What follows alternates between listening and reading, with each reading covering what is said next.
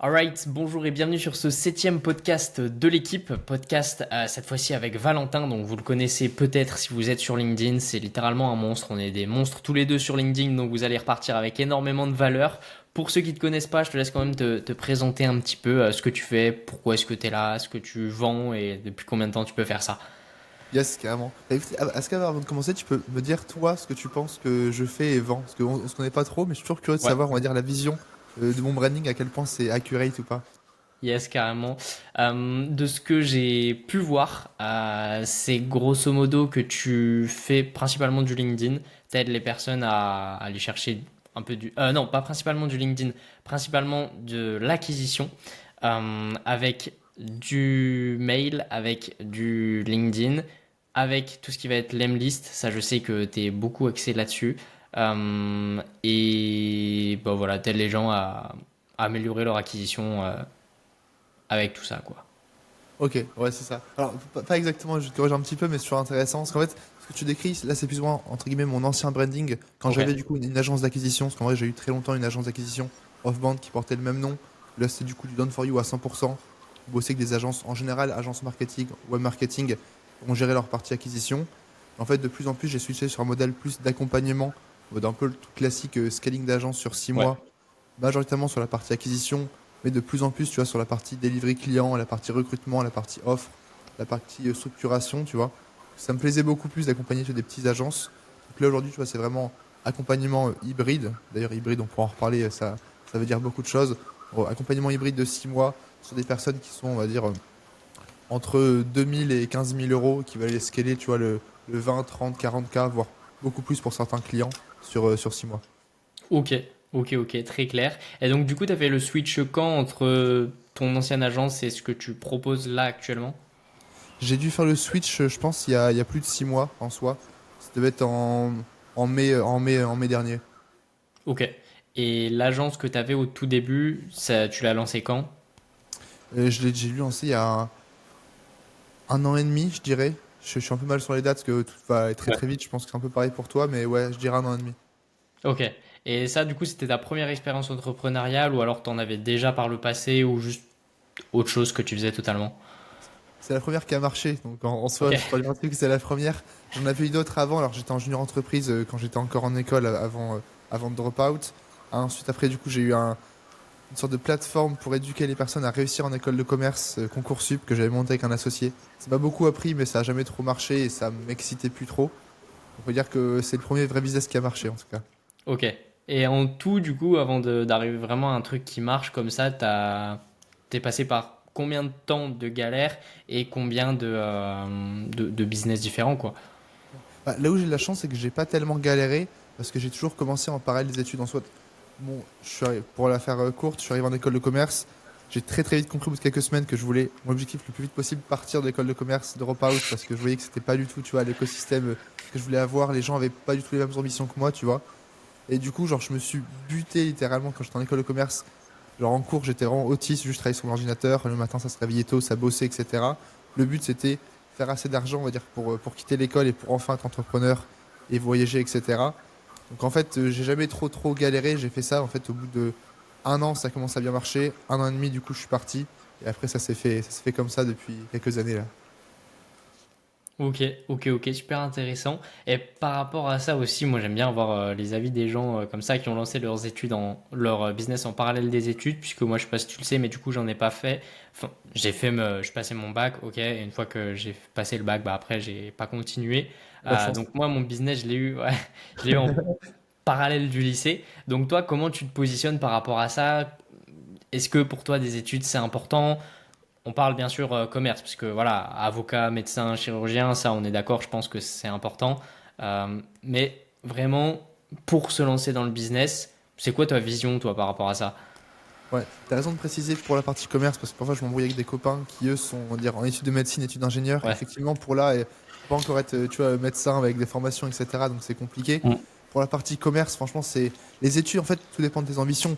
Enfin, beaucoup de mes amis que j'avais à l'époque, mon ambition, c'est de te faire, on va dire, un 100, 200K par an garanti dans des grands groupes, cabinets, etc. Avec la voiture, avec les primes, avec le 13e mois, etc. En vrai, école de commerce, c'est quand même fou à quel point c'est royal, à quel point si j'avais rien fait quand tu es dans une plutôt, on va dire, bonne école, eh ben, tu es garanti qu'à 25 ans, du coup, tu as le très bon salaire. À 30 ans, tu fais pas mal d'argent. À 40 ans, tu dois avoir quelques millions si tu as beaucoup bossé. Mais tu restes un salarié, tu vois, plus. En vrai, ça marche quand même très très bien si c'est le but. Mais si tu es entrepreneur, c'est que c'est quand même.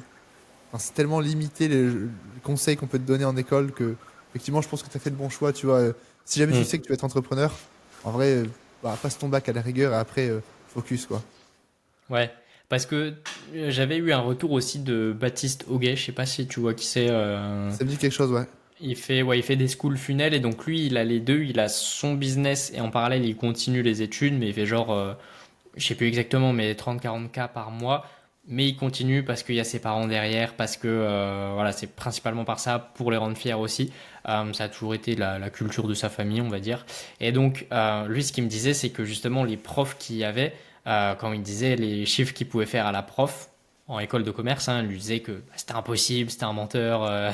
Donc, je sais pas si toi, tu avais à peu près les mêmes choses, mais c'est vrai que moi, il m'a dit ça, c'est le seul retour d'école de commerce que je peux avoir. Donc, je me dis, voilà, comment on peut apprécier ça alors qu'ils sont totalement déconnectés de ce qui est possible, quoi. Ouais, 100%. Alors, je faisais pas ces chiffres-là quand j'étais encore en école, mais je faisais assez pour. Enfin, en fait, j'en parlais pas parce que effectivement, les quelques fois où t'en parles, même si c'est quand même un milieu, tu vois, qui est entre guillemets un peu habitué à l'argent, etc. Les gens pensent que tu mens ou ils comprennent pas trop, ils pensent que c'est Mm. shady ou que c'est pas légal parce que bon, si à l'époque t'avais 19 ans et que tu gagnais, je sais pas, déjà 5000 euros, ah, c'est qu'il y a un truc qui est pas très très légal là-dedans, tu vois. Donc ouais, je prends ce genre de remarques, tu vois, à force, bon, faut partir. Mm. Ouais, ouais. Et c'est ça aussi que je remarque pas mal, c'est que bah, quand tu réussis, en tout cas moi de mon entourage, il y a trois situations. La première situation, c'est les gens bah, qui disent que c'est faux, qu'on ment sur les chiffres, que c'est pas vrai, machin. Les autres qui disent que voilà, c'est illégal. Moi, je me souviens, j'avais fait une vidéo YouTube et donc il y avait une CPE qui était tombée dessus et m'a dit mais c'est pas possible. Enfin, je sais pas, tu vends du shit pour faire ça, c'est. Et donc voilà, c'était un peu sur la rigolade, mais dans le fond, je pense qu'elle pensait que c'était pas légal. Voilà, donc ça, c'est vraiment les deux mentalités des gens qui c'est pas légal, c'est voilà, moi je peux pas le faire parce que je suis clean, ou alors tu mens. Ça, clairement, en général, c'est le type de profil qui n'entreprendra jamais rien et qui va pas réussir. Et d'un autre côté, t'as les autres personnes qui, elles, justement, waouh, trop fort, bravo, t'as fait comment et tout. C'est pas tellement, comment, du ah, ouais, t'es trop fort, t'es trop fort, t'es trop fort, ouais, tu veux être mon ami? C'est plus ah ouais, t'es fort, ah ouais, t'es vraiment fort. Et t'as fait comment? Parce que ah oui, ok, t'as fait ça. Et des gens comme ça qui essayent de comprendre un peu comment tu réussis, justement, ça en général, c'est ceux qui vont le plus loin et qui voient la valeur que tu peux leur apporter, quoi. Ouais, c'est ça, ouais, c'est 100% ça. J'ai un meilleur pote et lui, alors, est pas du tout dans cette sphère-là et ça l'intéresse pas. Et quand il me pose des questions, la dernière fois, il m'a harcelé pendant 2 heures en me demandant écoute, tu me dis ça, mais comment ça marche, telle ou telle chose? Là, tu comprends que c'est des questions parce que le gars est profondément intéressé, tu vois. Et c'est que moi qui suis très curieux de nature, alors, je comprends pas pourquoi les gens ne me posent pas plus de questions, parce que moi, j'en Mm. pose. Quand je pose plein de questions, même une personne qui n'est pas ultra avancée, ça m'intéresse de savoir tous les détails. Et les gens, à l'inverse, tu vois, font un peu le rejet en mode ok, bon, je fais l'autruche, ça n'existe pas, je continue, tu vois. Ouais, ouais, c'est ça. Et en fait, bah, on voit directement les différences de mentalité entre les personnes. Donc, c'est dommage que certains soient pas plus ouverts. Après, je pense que c'est aussi bien parce que ça, c'est ce qu'on abordait aussi dans d'autres podcasts, c'est que entreprendre, voilà, tout le monde peut le faire, dans le sens où tout le monde peut réussir, mais tout le monde n'est pas fait pour ça. Je sais pas ce que t'en penses, toi. Ouais. Après, le problème, c'est qu'en fait, entrepreneur, tu vois, ça fait un gros mot et du coup, Ouais. tout le monde pense qu'il enfin, t'es entrepreneur ou tu l'es pas. En fait, t'as autant d'entrepreneurs que de personnes et franchement, entre une personne qui veut, tu vois, j'en connais certains qui veulent avoir leur petit business pour gagner peut-être autant qu'un bon salarié, mais juste par principe pour avoir une boîte, ou d'autres qui veulent se la tuer, qui veulent finir milliardaires, etc. C'est pas forcément mon cas non plus. T'en as plein entre les deux. En fait, t'as plein de specs. Tu vois, même là, je vis à Budapest, il y a plein d'entrepreneurs français qui sont autour. Tu vois, on se fait des restos. Tu vois bien qu'en fait, on est tous entrepreneurs techniquement. En termes d'ambition, tu vois, ça n'a rien à voir entre les personnes. Ok. Quand tu dis entrepreneur, du coup, tu prends pas que la sphère business, du coup. Bah, dans le sens, si, ils ont tous un business. Et Ok. certains, le but, c'est avoir le 10K par mois et travailler le moins possible pour voyager à Bali, etc. Ce que je comprends. D'autres, ils veulent s'enfermer pendant 10 ans, ils le savent, parce que ce qu'ils veulent, c'est monter une grosse boîte qu'ils vont revendre à 100 millions dans 10 ans. Et tu as plein de perspectives, tu vois. Bon, ils sont tous entrepreneurs, et chacun, tu vois, son spectre d'ambition, tu vois, là-dessus. Ok, ouais, à son échelle. Ouais. Ok. Ouais, c'est ça. Tout part de en fait ce que tu veux. Parce que oui, je pense que quand on se lance entrepreneur, on veut tous, et c'est ce pourquoi on se lance, gagner plus d'argent, aussi pour la liberté, mais forcément l'argent offre la liberté, donc voilà, pour l'argent. Mais ouais, c'est vrai que une fois qu'on est dedans, une fois qu'on arrive à faire les premiers chiffres, on se rend vite compte que voilà, l'argent c'est bien, mais c'est surtout ce qu'on en fait qui est important. Et c'est ce que tu disais au début. Ok, c'est bien d'avoir, je sais pas, 40, 45 ans dans une grosse boîte, t'es millionnaire. Ouais, mais t'es millionnaire, mais 40 ans, je sais pas, mais à peu près on a une famille, on a des enfants. T'es millionnaire, mais tu vois tes enfants un jour par semaine. Est-ce que c'est vraiment ça que tu veux, quoi? Ouais, ça Peser semble. le pour et contre entre qu'est-ce que tu veux pour ton argent et quel sacrifice t'es prêt à faire pour l'obtenir, surtout. Le seul truc moi, qui me rend fou là-dessus, c'est entre guillemets l'incohérence des personnes entre l'alignement entre leurs ambitions et ce qu'ils font au quotidien, dans le sens, j'ai beaucoup plus de respect, enfin, de respect, je respecte tout le monde, et j'ai beaucoup plus d'admiration pour une personne qui me dit, bah, moi, forcément, je bosse pas beaucoup parce que mon but, c'est vraiment de prendre soin de ma santé mentale, de faire du sport, etc., d'avoir un business à côté qui fait 10 000 euros. Et du coup, c'est cohérent s'il bosse 3 heures par jour, et il est vraiment cohérent là-dessus, qu'une autre personne qui en vrai bosse beaucoup, mais qui me dit qu'il va être milliardaire, et tu vois, je le croise le samedi et le dimanche qui fait la fête. Toi, enfin, et c'est toujours à quel point dire t'es cohérent avec tes ambitions. Tu vois, il n'y a pas de mauvaise ambition et chacun a ses ambitions propres, mais à quel point tu donnes tout pour avoir tes ambitions, tu vois. Ouais, c'est ça. C'est ça. Et toi, justement, est-ce que tu as une chose comme ça dans le business qui vraiment, genre, t'énerve à chaque fois que tu vois, à chaque fois qu'on en parle, à chaque fois que ça revient, ça te saoule, ça t'énerve, t'as envie de quitter la discussion. Pour le coup, je pense pas. Après, je suis quand même très très calme en général. Dès que ça me Ok. plaît pas, juste, je fais un peu l'autruche et volontairement, tu vois, je m'isole. Enfin, c'est un peu le luxe quand t'es entrepreneur et déjà en plus, enfin, pas forcément que je vis pas en France, mais au moins que tu vois, tu peux vivre selon tes règles. Ça, c'est en vrai, c'est le plus grand luxe que j'ai, tu vois. C'est bon, bah, dès que j'ai un truc que je veux pas vivre, bah, juste, je l'enlève de ma vie, tu vois. J'ai plus à subir, je sais pas, les copains en école quand t'as pas trop le choix, les personnes autour de toi que tu fréquentes. Donc en vrai, volontairement, je m'énerve pas, je pense, parce que dès que je sens qu'il y a la moindre chose qui peut un peu m'énerver, le luxe que j'ai entre guillemets, c'est de genre l'exclure de ma vie. Du coup là, ma vie est remplie de faits de choses qui m'apportent, on va dire, de la sérénité. Ok, ouais. Donc Et non, franchement, tu peux me dire si t'en as un, mais franchement, j'en ai pas qui me vient à l'idée hein, d'un truc qui m'énerve comme ça. Je pense que j'en ai pas. ouais, si justement, moi, tu vois, ce qui. Parce que j'ai essayé par un temps aussi de faire un. Enfin, c'est toujours d'actualité, mais c'est plus pour le kiff, d'aider les jeunes voilà, qui sont soit en études, soit qui ont un CDI en alternance à lancer leur business. Et donc, je faisais des vidéos sur Insta et TikTok. Et moi, ce qui vraiment me saoule, c'est de voir à quel point les gens se disent avoir envie, mais font rien derrière. Ou alors, tu sais, ils t'envoient un message, je veux me lancer, aide-moi. Ou c'est même pas hello, je vois que tu as fait une vidéo, est-ce que ce serait possible d'en savoir plus? C'est aide-moi avec une faute par mot. Et les gens comme ça, c'est pas que ça m'énerve, mais je trouve ça dommage parce que c'est du gâchis dans le sens où, voilà, toutes les personnes qui du coup ont les moyens de s'acheter une formation, mais qui sont dans ce mindset-là où ils vont vraiment pas se donner à fond, ils ont juste vu une ad, ils voient, ils s'imaginent avoir une Lambo au bout de 2 mois, bah ils vont justement tuer la réputation, que ce soit des formations en ligne, des accompagnements ou même du business en général, quoi. Donc ouais, ce serait plutôt ça, moi. Oui, pour ça, ouais, effectivement, je peux être d'accord. Et c'est que d'ailleurs, pour l'anecdote, justement, quand j'ai lancé l'accompagnement, je voulais un petit peu définir, tu vois, le niveau de maturité des personnes que je voulais accompagner, tu vois. Est-ce que je prends des débutants, des personnes qui ont déjà avancé? J'ai un peu tout testé. Et volontairement, là, tout ce qui est débutant, enfin, c'est le premier truc, tu vois, quand il faut cocher un appel avec moi, c'est genre, si t'as pas eu déjà des clients, on va dire 2 3 et que t'es vraiment B2B, en vrai, ça sert à rien qu'on se fasse un appel parce que, en général, tu vois, les premiers, je sais pas, 2 3 000 euros, les premiers clients, c'est que la truc de alors, mindset, mentalité, peur, etc. Il n'y a que ça. Donc moi, je veux vraiment exclure ça. Je sais pas comment, si jamais tu continues à faire ce business-là, comment tu traites ce genre de personnes. J'ai jamais compris, c'est un enfer. Donc moi, je l'évite. Ouais, ouais, ouais, bah je sais pas s'il y a vraiment une bonne manière de la. Je pense qu'il y a une bonne manière, mais moi, ce que j'ai fait, c'est être ultra cash dans ce que je fais. Donc, c'est sûr, je perds des gens intéressés, mais c'est appel à l'action, c'est envoie go si t'es intéressé. Après, automatisation, Ok, ouais, le ManyChat ou classique. quoi. Et mon message, c'est un truc du genre salut, si tu m'envoies go, c'est que tu veux te lancer. Je l'ai plus en tête, mais si tu m'envoies go, c'est que tu veux te lancer. j'ai créé un accompagnement, c'est X euros, la garantie c'est X, est-ce que tu veux que je t'envoie le lien? Et voilà, comme ça les Ah ouais, à touristes ce qui point-là, ok, sont... ouais, ok. Ouais, parce que en fait, au début, je me suis dit comme toi, c'est waouh, mais je vais perdre trop de personnes. Mais en fait, le problème, c'est, enfin, le problème, oui et non, c'est qu'une vidéo, tu vois, qui perce, j'ai fait une vidéo, elle a fait genre 150 000 vues, donc ce qui est pas énorme hein, sur les réseaux, sur Insta. J'ai eu, je crois, juste de cette vidéo-là, 1500, 1600 messages. Donc, en fait, c'est traiter ça à la main, c'est pas possible.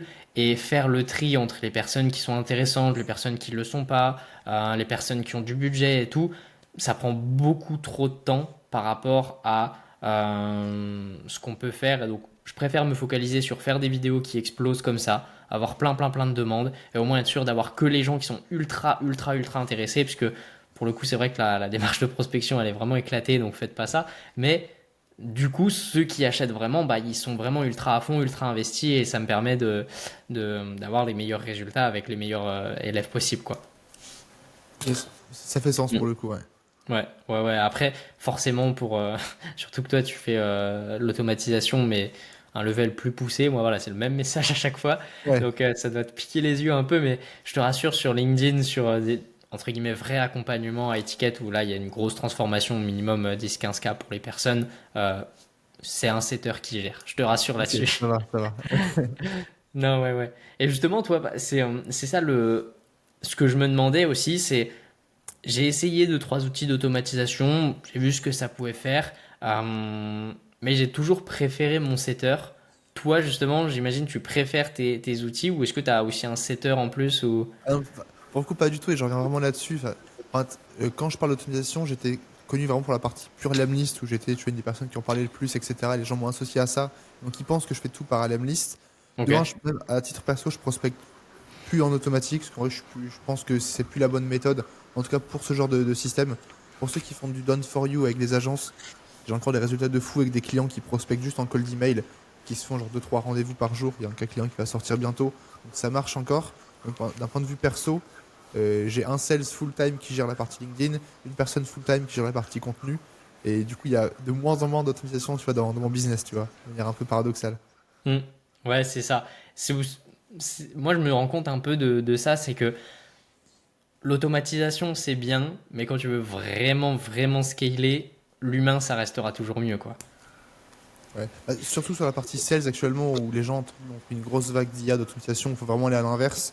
Donc ouais, enfin, je peux faire des séquences ultra personnalisées, ultra avancées avec de l'IA, des choses qui sont en vrai impressionnantes, mais je préfère payer un sales et lui donner des commissions pour qu'il prospecte à la main les personnes, parce qu'en vrai c'est quand même là où j'ai le meilleur rendement, tu vois. Ouais, 100%. 100%. Et donc là, toi, du coup, partie sales, partie contenu, c'est délégué à 100% ou tu gères quand même une partie quand même? Ça commence à être bien délégué. Alors la prochaine étape là, je me casse un peu les dents dessus, c'est la partie déléguer la partie sales en closing, en rendez-vous. Pour l'instant, Ouais. c'est encore moi qui fais les rendez-vous. Je vais encore un peu me faire mes armes. Je pense que j'ai pas encore trouvé, on va dire, la méthode parfaite. Mais prochain recrutement, ça sera un closer slash un sales. Que closer, ça fait très formation et je pense que les gens sont pas assez qualifiés. Enfin, un closer sera pas assez qualifié pour vendre l'accompagnement. Il faut juste un sales qui est passé par mon accompagnement. Enfin, je verrai comment je le fais. Mais là, ça commence à bien. Enfin, la partie LinkedIn, le setting LinkedIn, j'ai un setter full time, ça se passe très bien. La partie contenu ultra compliquée à déléguer. Ça fait pas mal de mois que je suis dessus avec une personne qui est full time là-dessus. Et là, ça commence à franchement bien marcher. Là, juste avant le podcast, là, j'ai juste revu les accroches des posts LinkedIn qu'il a écrits. Mais à part ça, franchement, ça commence à bien se passer. Donc ça, c'est top. Ok. Bah écoute, tant mieux. Tant mieux pour toi. Et justement, ça, c'est la question que je me pose tout le temps, tu vois. Et même moi, je me la pose. C'est dans nos journées, qu'est-ce qu'on fait, tu vois? Tu regardes ton calendar. Bon, je sais pas comment tu t'organises. Moi, je mets sur calendar. Dès que je finis une tâche, je la mets en vert foncé. Et je regarde la semaine passée. J'ai genre 15 minutes par jour où c'est pas du vert foncé. Sinon, de 8h à 23h, c'est vert. Mais quand quelqu'un me dit, mais du coup, tu fais quoi dans ta journée? Je suis incapable de répondre parce qu'en fait, je fais tellement de choses et c'est tout le temps différent. Il y a toujours des problématiques et je sais pas si toi, tu as la même sensation dans le sens où tu sais pas ce que tu fais, mais en même temps, t'es submergé et t'arrêtes pas. Ouais, 100%. Bah, pour le coup, j'ai arrêté parce qu'avant, j'avais des routines ultra précises en mode lundi matin, je fais telle ou telle chose, mardi après-midi, je fais telle ou telle chose, mais en fait, ça me correspondait pas et tu vois, je peux pas être assez régulier là-dessus. Donc effectivement, c'est un peu frustrant de pas avoir un retour, mais tu vois, en gros, bah, j'ai ma tablette, là, j'ai mes trucs décrits dessus. Juste, il faut que je kill ça avant ce soir, voire demain matin si jamais je suis en retard. Et t'avances comme ça. Donc ça marche, enfin, quand c'est toi qui bosses, ça marche. Je suis beaucoup plus précis quand je délègue le travail du coup aux personnes qui bossent avec moi. Là, pour le coup, je veux que ce soit ultra carré sur suivre tout ça. D'un point de vue perso, en soi, je t'avoue que je suis un peu comme toi, je pourrais pas dire concrètement, on va dire, bon là, depuis ce matin, je fais une nouvelle vidéo YouTube, donc ça je le sais, tu vois, et je sais que mon gros focus c'est de la finir avant de passer à autre chose. Donc ouais, le seul tip que j'ai, c'est je prends une tâche, qu'elle me prenne, on va dire, 1 heure ou alors 3 jours. Tant qu'elle n'est pas faite, je passe pas à une autre tâche parce que sinon, après, du coup, t'en accumules plein. Donc j'essaie d'être à chaque fois une tâche à la fois, quoi. Ok, ouais. Et ça, justement, moi, je pense que c'est un peu un problème que j'ai quand, là, moi, typiquement, je viens de prendre un nouvel accompagnement, ok. Donc, forcément, tu as plein de nouvelles méthodes, plein de nouvelles choses à appliquer. Comment, toi, tu fais dans les situations comme ça pour les longues tâches? Typiquement, je sais pas, ça va être, voilà, le closing, ok. Imaginons ton problème c'est le closing, il faut que tu t'améliores en closing. Comment est-ce que tu t'y prends pour t'améliorer en closing, étant donné que tu vois, c'est vraiment, enfin, c'est pas juste fait X, c'est plein de choses. Comment toi tu t'y prends dans les choses comme ça? Ouais, alors déjà, même quand la tâche est très longue, si jamais je peux techniquement la faire en une fois, je le fais typiquement la vidéo YouTube. Là, je fais une masterclass de 3 heures. Ça, j'y suis dessus depuis vendredi midi. J'ai fait presque que ça depuis vendredi midi. Tu vois, on est lundi soir. Ok. Donc, tu vois, ce genre de choses où je peux faire ça d'un coup. J'ai fait presque rien à côté, si ce n'est ça. Donc, bon, pour la partie closing, c'est différent, mais pour les tâches, même si ça me prend 5 jours, je préfère être focus 5 jours là-dessus, tu vois. Au moins, c'est fait et après, j'en suis content. Après, pour les tâches, tu as plus, on va dire, qui viennent un peu en back-end et qui viennent régulièrement. Là, pour le coup, à part des rappels hebdo en mode, typiquement, je me dis, bah, pour m'améliorer pour le closing, comment je fais.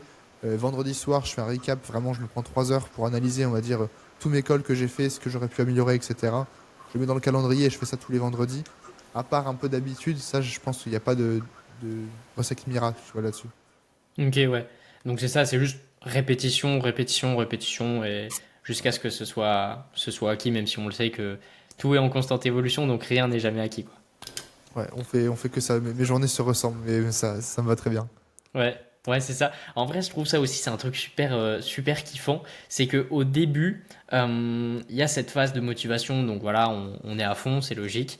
Après, il y a un peu une phase de down parce que bah, les résultats, ils viennent pas tout de suite. Et justement, ça commence à être répétitif. Mais petit à petit, ça revient bien, je trouve. Et ça, au bout d'un moment, la courbe, elle fait. Je vais faire un beau dessin avec mon doigt. Ça fait motivation à son prime, ça descend un petit peu et hop, petit à petit, ça remonte jusqu'à ce que ce soit bah, sur du long terme. On kiffe le faire et ce soit pas. On kiffe le résultat, mais on kiffe vraiment le process, quoi. Ouais. Alors, je pense que moi, c'est un petit peu différent parce que déjà, pour le coup, ma motivation ne dépend pas du tout des résultats. Enfin, en soi, je suis. Au contraire, tu, en fait, dès que ça marche bien, je suis là, bah, je peux un peu me calmer. Et je suis un peu Ok. nostalgique parce que, tu vois, la motivation extrême que j'avais, tu vois, quand je disais que quand j'étais encore en école et que là, il fallait réussir le plus vite possible pour partir, etc.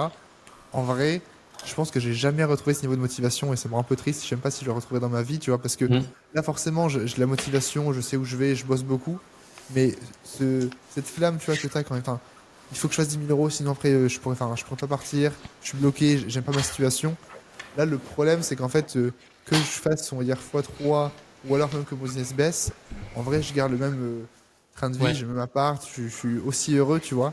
Donc, j'ai une motivation, mais plus sur le long terme, et j'ai pas cette hargne en vrai que j'avais avant, ce qui parfois me dérange un peu, tu vois. Mm. En vrai, ça je pense que c'est un peu le problème de l'entrepreneur, c'est que, enfin, le problème oui et non, parce que si t'es jamais satisfait de ce que t'as, voilà, au bout d'un moment, ça va te saouler. Alors que si justement, comme toi, tu vois, ok, tu développes, tu développes, tu développes, t'as atteint pas ton climax, mais t'as atteint ton niveau d'objectif qui était initial, tu peux te permettre, même si ton business il baisse un peu, bah, de continuer à avoir ce train de vie-là. Ça retire quand même aussi énormément de pression que tu peux avoir. Bah, je sais pas, t'es en études et si tu fais pas 10 000 € avant les 6 derniers mois, eh bah, t'es obligé de repartir pour 3 ans en plus, tu vois. Ouais. Alors attention, je reste quand même très ambitieux et je suis quand même très frustré de là où j'en suis et j'estime que je suis Ouais, à ouais, même pas c'est sûr. 1%, etc. Mais c'est juste, enfin, là du coup, ce qui me pousse, c'est que de la motivation et de la vision à long terme, mais c'est pas la pression. Enfin, il n'y a rien de négatif qui me pousse. Et du coup, bah, je suis plus stable, etc. Et en soi, pour débuter, être, on va dire, tu vois, être poussé, je sais pas, par la jalousie, la pression. Ouais. Sur le long terme, c'est très très mauvais et tu finis très mal en général, tu vois. Mais tu vois, sur 6 mois, un an, ça peut marcher, tu vois. Et moi, ça a Mm. marché, tu vois. Ouais, Genre, carrément, ouais, je vraiment, suis. la rage que t'as qu'il faut pas garder sur le long terme, sinon ça finit mal. En soi, pour un an, quand c'est vraiment sur la période où il faut vraiment t'extraire de ton milieu, t'extraire de, tu vois, de tout ce à quoi on t'a habitué, là, pour le coup, ça peut aider. Mm, mais 100%. Moi, j'avais exactement la même chose avec ma prof de maths parce que je la détestais, mais à un point, c'était terrible. Elle me détestait, je pense, autant que je la détestais. Ça va Mais du alors. coup, je me disais, ouais, c'est bon, j'ai pas envie d'être dirigé par des gens comme ça toute ma vie, puisque si je faisais des études, c'était genre un truc commerce ou ingénieur, et vraiment, je détestais ça, mais comme pas permis. Je me disais, c'est pas possible qu'elle gagne plus que moi. Enfin, vraiment, c'était ma plus grosse motivation, c'était juste gagner plus que ma prof de maths, alors que c'est débile quoi. Enfin, ça m'apporte rien, ça change rien à ma vie. Mais ouais, je suis 100% d'accord avec toi. Comment la mauvaise entre guillemets motivation, plutôt la motivation négative, c'est trop puissant sur du long terme. C'est vrai que sur du long terme, c'est pas le mieux et ça te détruit un peu de l'intérieur. Ouais. Yes. Carrément, carrément. Pour parler justement un peu motivation encore, est-ce que tu as une période, toi, dans ta vie, que ce soit business, que ce soit pas business, où vraiment c'était super compliqué et où tu as quand même réussi à t'en sortir, où tu t'es donné à fond et tu as pu sortir de cette situation et arriver à une situation rêvée, puisque c'est business, peu importe. C'était business, c'était un peu tout justement. C'était du coup exactement au moment où en fait j'étais en école. Ça y est, officiellement, tu vois, je gagnais assez entre guillemets pour pouvoir partir. Et là, du coup, je décide, je dis bah écoute, vas-y, je quitte du coup tous mes meilleurs potes qui étaient tous là-bas, je quitte ma famille, je quitte ma copine à l'époque, je quitte, on va dire, mon école, enfin, je quitte absolument tout, tu vois, tout ce qui est tout le confort que je pouvais avoir. Et je pars solo. Alors du coup, j'ai voyagé, je fais un peu d'Asie, mais surtout en Géorgie, tu vois. Et là, c'était chaud parce que quand tu finis dans un appart miteux, enfin miteux, non, mais dans un appart, on va dire, en hiver à Batumi, en Géorgie, il y a personne. Là, et tu vois, genre, c'était vraiment, fallait que je réussisse, mais c'était aussi le moment où du coup, je switchais, tu vois, de modèle, j'essayais de tester des nouvelles choses. C'était, putain, mais là, si j'arrive pas, on va dire, dans 2 mois, je retourne chez ma daronne, sauf qu'en fait, bah, j'ai drop out, donc je peux même plus rentrer à l'école, qu'est-ce que je vais faire, etc. Donc, avec le recul, c'est facile de dire ça et tu vois, ça me fait le sourire. Sur le coup, j'étais pas inquiet parce que je savais que j'allais réussir, j'en étais certain. Mais c'était douloureux et ça nécessitait, tu vois, pas mal. Enfin, ça m'a forgé pas mal, tu vois. De volontairement, en fait, genre, parce que c'est tellement compliqué d'entreprendre et de dépasser tes limites quand t'as tout le confort de, je sais pas, tu vis chez tes parents, t'es en école, Ouais. etc. Là, tu vois, genre, t'es littéralement seul et la solitude, en vrai, ça aide aussi pour ça. T'es seul à Batumi, faut bosser, t'as pas trop le choix. Bon, je ferai pas ça toute ma vie, mais en tout cas, tu vois, je l'ai fait ça suffisamment pour que ça change la mienne, tu vois. Ouais, et justement, toi, pourquoi voilà, tu quittes ta famille, tu quittes tes meilleurs potes, pourquoi tu veux voyager comme ça et je sais pas, voyager seul, voyager surtout assez longtemps et pas juste faire des voyages ponctuels, emmener toute ta famille, tous tes amis avec toi. Bah, pour le coup, je voulais vraiment. Enfin, j'ai toujours voulu vivre à l'étranger, on va dire, et tu peux être une nouvelle personne là-dessus. Tu vois, moi, je vis à Budapest, là, tu vois, maintenant, depuis un an. Euh, J'adore, tu vois, pour le coup. Et il faut en vrai un moment, genre, géographiquement, tu vas partir de là où tu étais. Enfin, en tout cas, c'est plus simple pour moi, tu vas vraiment faire la démarcation entre qui j'étais avant et qui je suis maintenant, tu vois. Je reviendrai certainement, tu vois, en France dans quelques années quand je voudrais une famille, pendant pas mal d'années, du coup. Ouais, Mais d'ici là, je pense que ouais, je vais vadrouiller un peu, mais en tout cas, là, je m'installe à Budapest. ok. Donc tu dirais c'est plutôt pour, je vais pas marquer le coup, mais vraiment te dire, ok, bah, je suis un peu livré à moi-même. C'est une nouvelle période de ma vie où je peux vraiment focus business. J'ai pas entre guillemets de distraction, même si c'est pas des distractions, mais que ce soit amis, famille qui me proposent Ouais, bah c'est des ça, choses. clairement. Ouais. Ok, ok, ouais. Et après, comment je sais pas, est-ce que tu fais, j'imagine, peut-être pour les fêtes, pour les anniversaires et tout, tu reviens, ou alors pas du tout, juste tu es vraiment focus toute l'année chez toi, enfermé. Non, je reviens quand même. Enfin, en plus, moi, j'aime bien la rando, donc tu vois, en août, je reviens avec mes potes. Là, Noël, je vais repasser aussi. Mais bon, je passe quelques semaines, quoi. Après, je rentre. Ouais. Ok. Et justement, ça c'est intéressant. Dans les périodes comme ça, entre guillemets, un peu de vacances, est-ce que tu arrives à vraiment être en vacances ou alors tu es toujours checker sur WhatsApp, checker sur LinkedIn et tout. Alors moi pour le coup j'ai un gros hack pour ça, mais je sais pas si ça s'applique à beaucoup de gens. C'est qu'en fait moi je suis genre fan d'ultra trail et de grosses rando. Donc tu vois je suis parti en août, en fait il n'y avait pas de réseau, genre pendant 3 semaines. Ok. Donc en fait j'ai pas eu le choix que de pouvoir rien checker. Si jamais c'est une connexion avec de la wifi etc. ou avec mon ordi c'est compliqué. Mais quand je voyage, peu importe où je vais, j'ai maximum mon téléphone, sauf qu'en fait j'ai pas de batterie avec dessus parce que je suis en rando ou je cours. Hmm. Donc ça pour le coup j'ai pas trop ce problème là de devoir checker mes notifications, dans tous les cas je peux pas. Ok, ouais, c'est vrai que quand tu peux pas, ça n'a pas trop le choix, carrément. Mais comment tu gères, toi, bah, voilà, tu pars 3 semaines, ton business, comment il continue à tourner, même sans toi? Comment tu as structuré tout ça pour que, même pendant 3 semaines, on peut pas t'envoyer de message, mais ça continue quand même. Enfin, ça continue, j'imagine, peut-être un peu moins vite, mais en tout cas, ça s'écroule pas. Ouais, bah, déjà l'équipe en vrai c'est que bon, c'est le truc numéro un et c'est pour ça que les gens délèguent.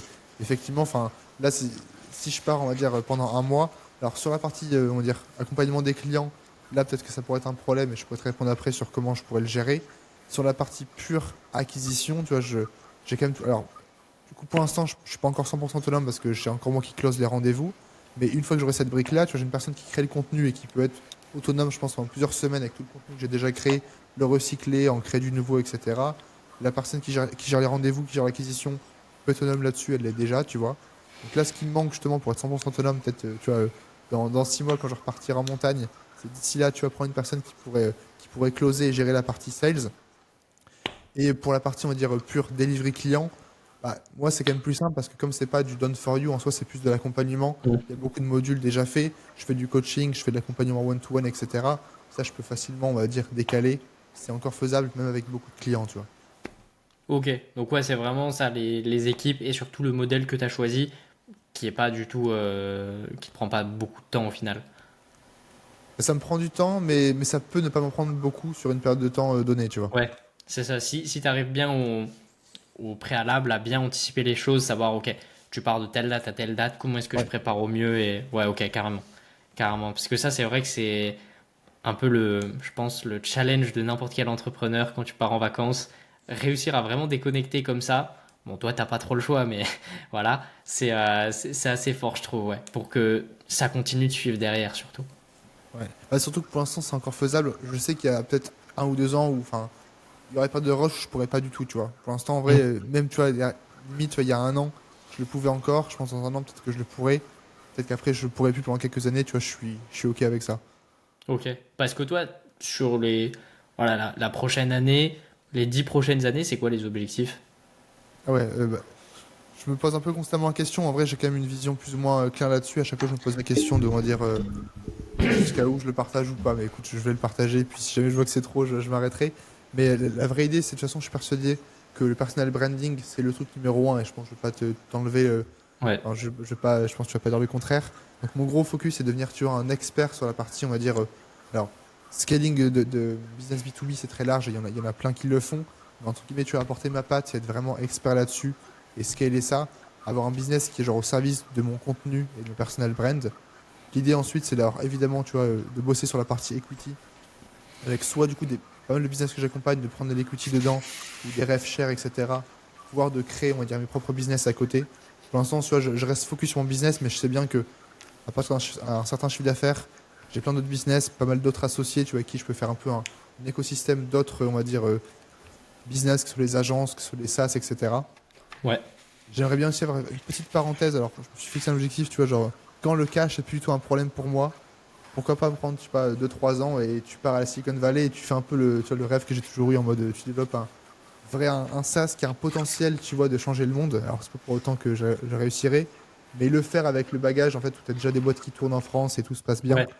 c'est le but, tu vois, d'ici les, je sais pas, 5 même 10 ans, en vrai, ça me paraît déjà large pour faire ça. Je peux faire ça avant 10 ans, je pense. Carrément. Que c'est la vision. Après, parfois, je passe mon temps, du coup, à la détailler, à la changer. Mais la direction reste la même, en tout cas. Ok. Ok, ok. Et est-ce que tu as justement, toi, un truc quand tu t'es lancé vraiment un objectif où tu t'es dit, je sais pas, est-ce que c'est, ouais, moi, mon objectif dans le business, c'est 10K par mois, mon objectif, c'est avoir 1 million ou un truc matériel, tu vois, avoir, je sais pas, une Rolex, peu importe. Alors, pour non, le but, c'est pas d'avoir une Rolex. Mais après, et ça change tellement. Enfin, tu vois, j'ai revu des enregistrements vocaux que je fais. Tu vois, je m'enregistre beaucoup, tu vois, peut-être tous les Ouais. 2 mois, depuis déjà des années, tu vois, pour voir un peu l'évolution. Je l'ai fait récemment, tu vois, j'ai réécouté ça. Ah, c'est fou de te dire que, tu vois, il y a 4 ans, le but, j'étais là, putain, en fait, on va essayer de bosser pour avoir 1 000 euros. Quand j'aurai 1 000 euros par mois, putain, mais j'aurais tout fait, je serais trop content, tu vois. Ouais. Progressivement, tu vois à quel point tes ambitions changent, etc. Donc, j'en ai eu plein, mais ça change tellement vite pour le coup. Et c'est ça qui est fou. Et en vrai, c'est un truc qui me fascine, genre à quel point t'as, genre, toutes tes idées, presque ton cerveau, tu vois, peut changer. Enfin, il y a Mm. 4 ans, l'objectif, je lisais, c'était essayer de trouver une bonne alternance, tu vois. C'était le but, tu vois, il y a 4 ans, peut-être un peu moins, je sais plus, tu vois. Se dire, putain, mais qu'est-ce qui s'est passé pour qu'aujourd'hui, ça me semble genre totalement surréaliste, tu vois. Ouais, ouais, c'est ça. C'est vrai que, en fait, je pense que c'est surtout vraiment le cerveau. Je pense que c'est la limite de tout le monde parce que c'est principalement les croyances limitantes qui empêchent les gens de voir ce qui est possible. Moi, en tout cas, c'est ce que j'avais au début quand je me suis lancé. Je proposais une offre en Done for You qui avait un truc de fou à 380 € par mois. Là où tu vois que maintenant, tu as des gens, je sais pas, juste en consulting, genre 30 minutes de call, et ils chargent 38K. Alors que moi, je faisais 380 € pour 2 heures par jour sur le compte LinkedIn du client, quoi. Et moi, je pense que ce qui m'a vraiment fait le déclic de me dire, mais en fait, je peux augmenter mes prix, c'est de voir que Mathis, bah, il faisait des mois à 100K, 150K. Et j'avais entendu que c'était possible, mais j'avais jamais vu comment c'était possible, compris comment c'était possible, jusqu'à ce que je rencontre Mathis, jusqu'à ce que je rencontre d'autres personnes.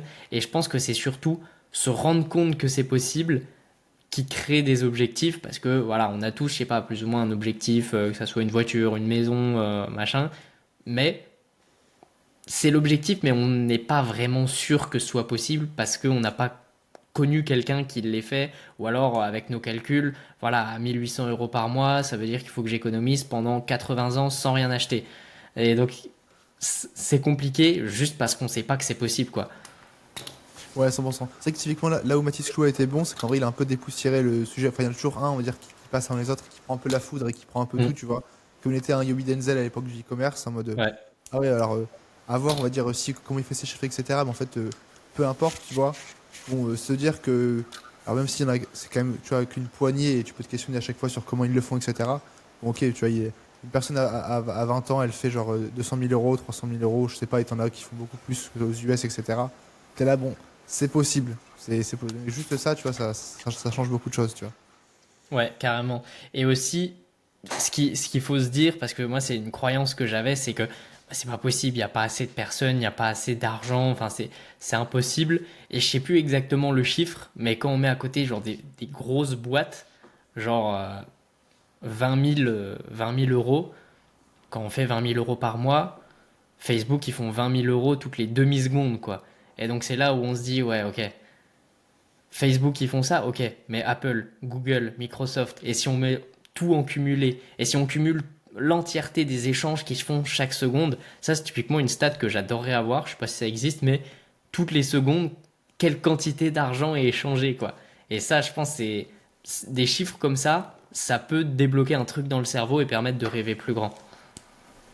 Pour le coup, je pense qu'en vrai, la seule manière de faire ça, c'est à travers des histoires et des personnes. Je t'avoue que si tu me dis qu'il y a 6 triards qui bougent Ouais. chaque seconde, en vrai, bon, ça va pas me faire grand-chose. Si tu me dis que telle personne que je connaissais il y a 2 ans, aujourd'hui, tu vois, il fait 100 millions, je me dis, ah, c'est qu'il y a un monde où c'est possible, tu vois. Ok, ouais, ouais, c'est ça. Moi, je sais que je fonctionne beaucoup aux chiffres, tu vois. Typiquement, bon, voilà, c'est vrai que les triards et tout, quand c'est trop gros, c'est vraiment trop gros pour le cerveau humain. Mais si tu prends, je sais pas, voilà, une valise, ok, une valise, c'est genre 1 million. Un frigo rempli d'argent, c'est 100 millions. Ouais. Tu vois, et 1 milliard de frigos avec 100 millions, c'est le volume d'argent qui est échangé chaque seconde. Et là, je me dis, ok, ouais, c'est quand même pas mal. Ou tu sais, juste t'empiles les billets. Ça veut dire, t'as une montagne de 500 000 billets. Et me dire les choses comme ça, c'est, je pense, quelque chose qui peut aider pas mal de personnes à casser ces croyances limitantes que 1 800 € par mois, c'est beaucoup. Bah non, 1 800 € par mois, c'est rien à côté de certaines personnes qui voilà, font 1 800 € par heure, même beaucoup plus. Ah, ça me l'a fait qu'une seule fois, tu vois, ce genre de réalisation, c'est que mon appart, tu vois, que je loue à Budapest, On m'a dit récemment, on va dire combien il coûtait. Il vaut, il me semble, c'était entre 800 et 900 000 euros, tu vois.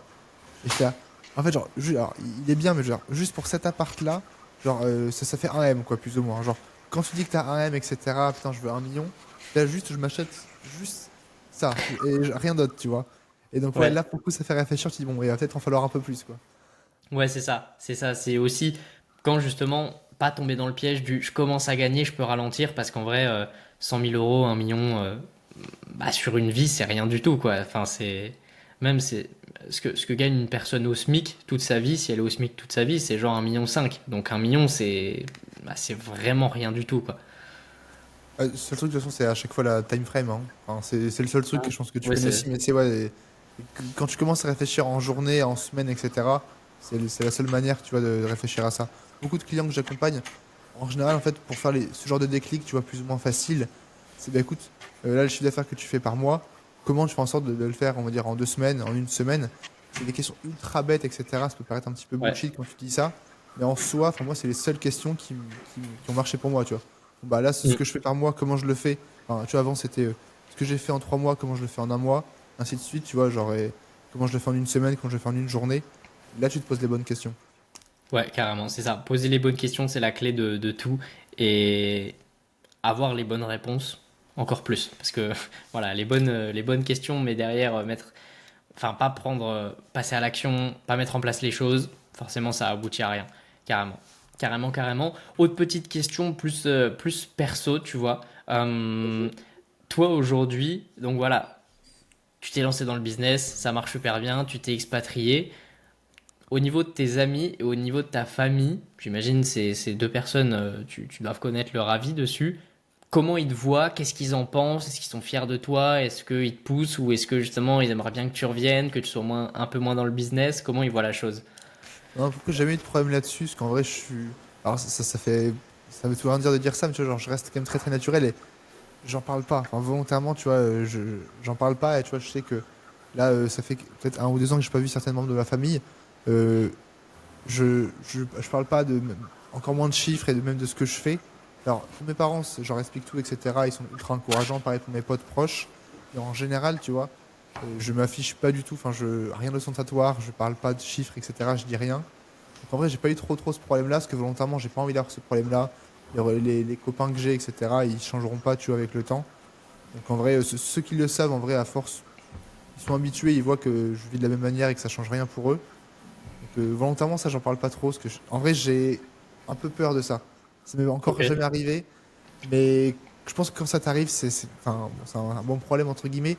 Quand tu vois que le regard des gens change sur toi, j'ai déjà eu quelques copains, mais c'était même pas des copains, donc bon, juste ça me passe au-dessus, tu vois. Là, ça peut vraiment être compliqué, je pense, à vivre. Ouais. Et justement, ce serait quoi, toi, le downside de la réussite? Mais du coup, ils ont un regard qui est différent sur toi. Comment tu penses qu'ils pourraient réagir? Que ce soit tes amis ou ta famille en général, ton entourage, tu vois. Pour le coup, je pense qu'il n'y a pas vraiment de downside. Le seul truc qui pourrait m'énerver, ce qu'on l'a déjà dit, c'est, on va dire, ouais, t'étais privilégié, etc. Ouais, t'as été privilégié. Alors, il y a plein de personnes dans le monde, et peut-être des milliards qui peuvent me dire ça, tu vois, parce que bon, je suis né en France, famille moyenne, etc. J'ai quand même eu plein de luxe, tu vois, juste alors des parents, je sais pas qui t'aiment, une bonne éducation, etc. Par contre, que mes anciens potes d'école de commerce me disent ça, alors qu'à l'époque, ils se foutaient de ma gueule parce que moi, j'allais bosser à la bibliothèque et eux, aller en soirée, tu vois, ça, Ouais. j'accepte pas, et ça me rend fou, tu vois. Ouais, Donc, ouais. si tu vois un truc comment dire, qui m'énerve en business, c'est, ouais, c'est les gens qui font au même niveau que toi et qui, 2 ans après, ils font, ah, mais t'as eu de la chance, etc. On n'a pas eu la même chance. Alors qu'exactement, tu as 2 ans, vous étiez exactement au même moment, tu vois. Ouais, carrément. Et c'est juste, voilà, la différence, en fait, c'est les ambitions et surtout le passage à l'action, quoi. Parce que moi, j'en connais pas mal des potes qui, justement, bon, moi, quand j'étais tout l'inverse, hein, j'étais typiquement le gars qui flex, même si, bon, à l'époque, c'était rien, hein, mais à l'époque, faire, Ouais, voilà, 1000 euros, flexer, toi? Ah oui, ok. ouais, bah, carrément, carrément. Enfin, j'allais pas flexer sur les réseaux, tu vois, mais comment? Dans le lycée, parce que, tu vois, enfin, j'étais pas non plus, j'avais pas de potes, mais juste, voilà, je sais pas, je trouvais ça cool, donc pourquoi pas. Enfin, tu gagnes de l'argent, c'est aussi pour ça. Et donc, voilà, 1000 euros par mois, je faisais. À l'époque, j'avais 15 ans, donc c'était en première, donc Ah oui, c'est ok, ouais. éclaté Ouais, aujourd'hui. c'est vrai que c'est un autre monde. Ouais. Quand t'as 15 ans, Mais c'est un autre monde. voilà, c'est ça, quand t'es plus jeune, en mode c'était il y a 10 ans, mais quand t'es plus jeune que et justement que t'es pas au courant qu'il y a des Matisse qui existent qui font 1000 euros mais par jour, t'as l'impression que c'est beaucoup, et par rapport au gars de ton âge, c'est vraiment énorme. Mais voilà, moi j'étais un peu là-dedans, et, euh, et c'est vrai que j'étais un peu obligé aussi, puisque tu vois, j'avais beaucoup de pauses, et donc au lieu de, je sais pas, d'être sur Brawl Stars ou jouer à Montel ou être sur TikTok, bah, j'étais sur LinkedIn. Donc forcément, t'as des gars qui me demandaient, ouais, c'est quoi LinkedIn, machin et tout. Donc voilà, j'étais un peu obligé d'expliquer. Ça m'arrangeait. Parce que comme ça, je leur racontais ce que je faisais, les chiffres que je pouvais faire et tout. Et puis, en vrai, c'était cool parce que voilà, je pense que c'était une des meilleures périodes du business parce que c'était très très dur à réussir. Mais en même temps, c'était trop bien parce que justement, c'est les premiers résultats et je pense pour tout le monde, les premiers résultats, c'est les meilleurs, quoi. C'est Ah vraiment bah se dire, carrément. voilà, ça fait 1 an et demi, 2 ans, 3 ans, j'ai investi pour me former et là, ça y est, j'ai mon premier client, j'ai enfin réussi. Moi, je me souviens, mon premier client, j'étais tellement heureux. J'ai fait, genre, dans ma pièce, là, juste derrière, j'ai couru en rond et je faisais yes, yes, yes. C'était un truc de fou, mais en fait, je me rendais pas compte que c'était possible, mais je l'ai fait et donc je me suis prouvé voilà que bah c'est possible, il suffit de se donner les moyens quoi. C'est vrai que les premiers clients, pour le coup, c'est toujours un sentiment particulier, je suis d'accord. Ouais, ouais, c'est sûr, c'est sûr. Et par rapport à ça aussi, ça je discutais et j'avais une réflexion là-dessus. Réussir, c'est beaucoup de travail, beaucoup de talent, enfin pas du talent, mais beaucoup de travail. Mais je trouve qu'il y a quand même une part de chance dans tous les cas. Bah, tu vois, ne serait-ce que être né en France, c'est une grosse facilité. Moi, je disais justement, bah, avoir investi dans la bonne formation. Je sais pas, je prends un scam en copy trading, j'ai plus d'argent, je suis dégoûté. À cette heure-ci, je suis pas en podcast, je suis en train de faire des études, quoi. Parce que clairement, voilà. Donc, toi, tu dirais aujourd'hui ta part de chance dans ta réussite, ce serait combien de pourcents? Alors ça, c'est très très compliqué, tu vois, à dire. C'est compliqué. Le seul truc, on va dire, que j'aime bien, et ça, c'est plus sur mon esprit mathématique, c'est en fait, tu vois, la chance et surtout le nombre de fois, tu vois, auquel tu, vois, tu roules les dés. Enfin, si t'as un dé, je sais pas, t'as une chance sur 6 on va dire, de faire un Ouais. 2. Mais si tu le roules 100 fois, mathématiquement, t'es certain d'avoir un 2, tu vois. Et c'est ce que j'essaye de faire. Je pense que j'avais une chance, on va dire, classique de réussir 5-10%. Mais si du coup tu show up tous les jours et que tu lances les dés tous les jours, à la fin, tu vois, t'es plus ou moins certain. Enfin, c'est toujours le truc classique, moi, de si jamais tu te donnes un an pour réussir un business et que tu fais ça 10 fois avec 10 business, mathématiquement, c'est sûr que tu y arriveras, tu vois. Alors, en Mm. général, tu peux réussir ça avant, mais du coup, mathématiquement, c'est juste j'avais conscience que les probabilités n'étaient pas forcément avec moi, et que à force juste de répéter, ça allait venir, tu vois. Et pareil pour tout, quand je t'ai dit, tu vois, j'aimerais bien, tu vois, lancer des SaaS, peut-être aller à Silicon Valley, etc., ce genre de choses. Bon, en fait, la proportion est très très faible, mais si jamais du coup tu fais ça soit assez intensément, soit assez souvent, in fine, t'es certain que ça va marcher. Ouais, ouais, c'est vrai. C'est vrai. Là, en fait, c'est ça. Réussir, c'est juste continuer malgré les échecs et se donner à fond, quoi. Yes. Ouais, vraiment pas hésiter. Et ça aussi, c'est quelque chose souvent, moi, avec les personnes que j'accompagne, que je vois, même des personnes qui sont déjà lancées, qui font déjà 10 15 20 même plus par mois. Et c'est que on leur dit que le setting, ça marche ultra bien, c'est trop puissant et tout. Ils envoient genre 20 25 messages. Ah Jules, ça marche pas, je pense que c'est vraiment pas la bonne solution. Et en fait, c'est dommage parce que ils ont un truc qui tourne, ils ont la clé, mais ils font pas l'effort de aller chercher plus. Et je pense que ça rejoint un peu ce qu'on disait parce que justement, ils ont déjà ce confort de, bah voilà, je fais 15 20 cas par mois avec le setting, je pourrais aller chercher une trentaine de rendez-vous en plus. Ah, mais ça prend quand même du temps. Je sais pas si. Et en plus, voilà, la prospection, personne n'aime trop, mais c'est trop puissant, quoi. Ouais, pour le coup, c'est vrai que ça, c'est le plus gros facteur. C'est en général, les gens, enfin, arrivent pas à juste à être consistants, ne serait-ce que quelques jours, quand ça marche pas, tu vois. Enfin, c'est facile de bosser quand ça marche, quand tu as des résultats, mais Ouais, continuer quand ça marche pas. Tu vois, typiquement l'exemple du setting, tu vois, j'accompagne aussi mes clients là-dessus. C'est que le nombre de clients qui reviennent après, tu vois, 30 messages, écoute, ça marche pas. Je vois très bien.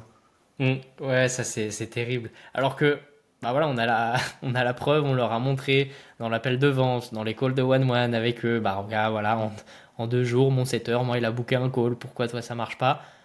Bah parce que juste t'as envoyé 10 messages. Et donc c'est ça vraiment en fait trouver un pas tellement un pourquoi de le faire, mais se dire que c'est obligatoire parce que si on le fait pas, il y aura pas les résultats.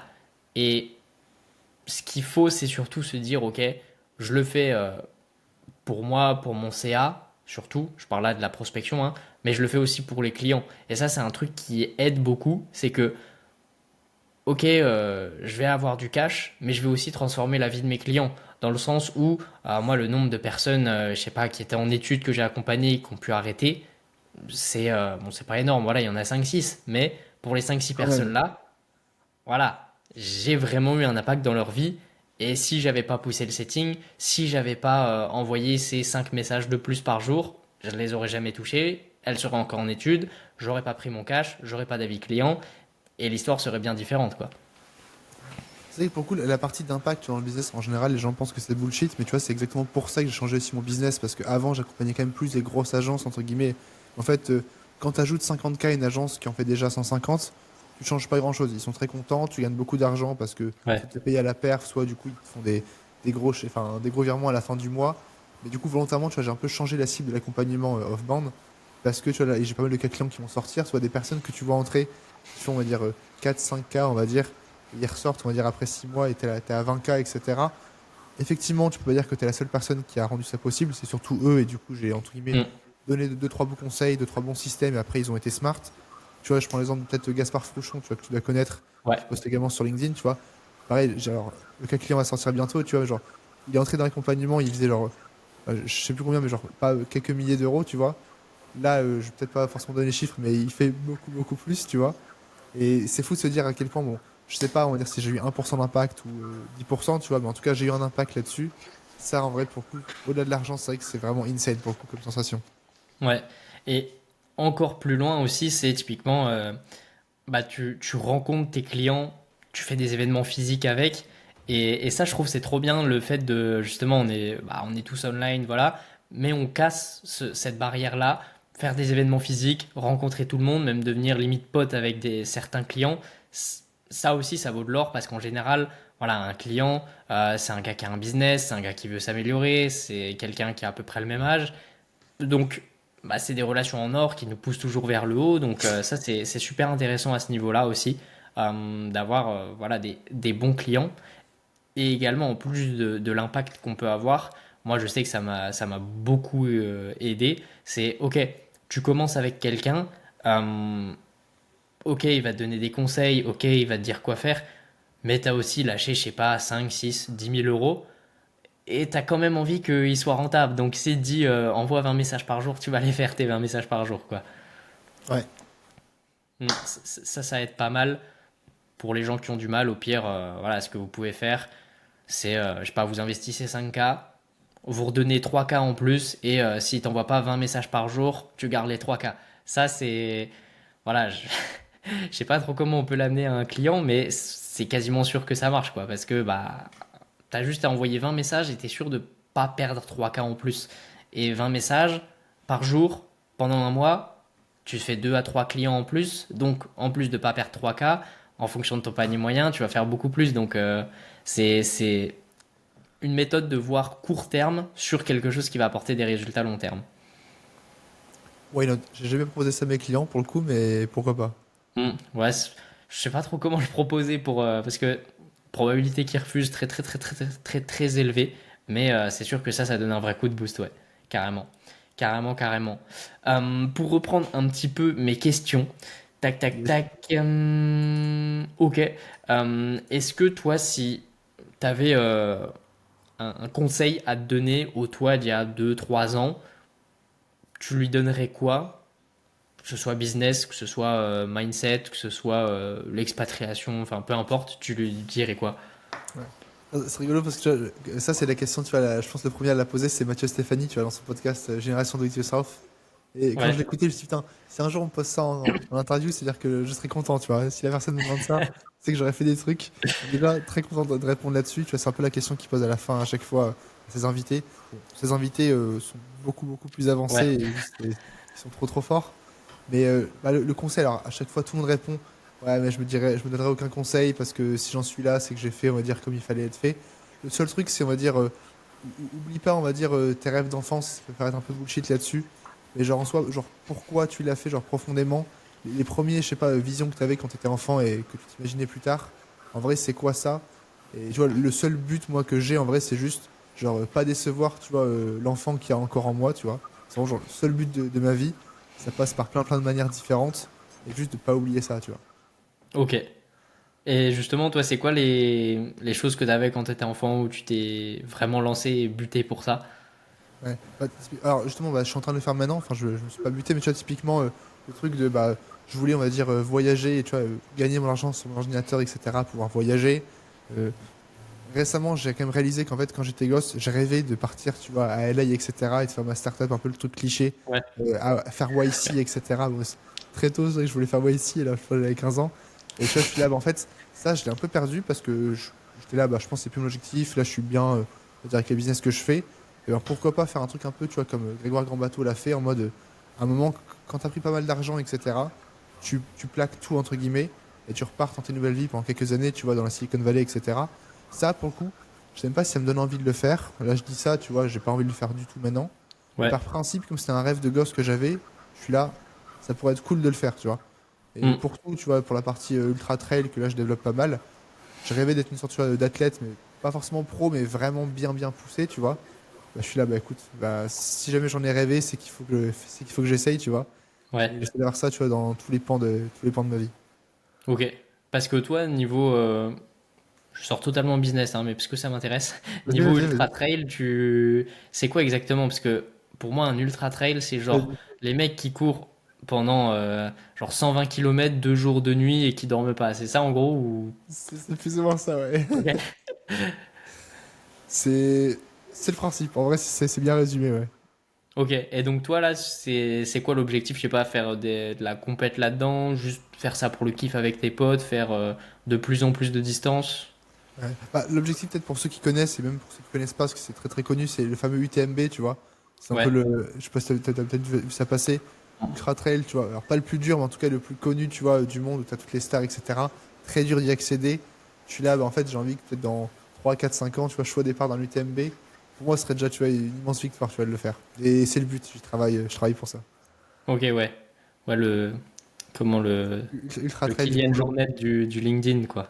Ouais, c'est ça, plus ou moins. Alors, Ken Jornet, je pense que là, c'est déjà trop tard parce que lui a gagné l'UTMB quand il avait 20 ans. Donc là, Ok, déjà, je suis ouais. déjà en retard, tu vois.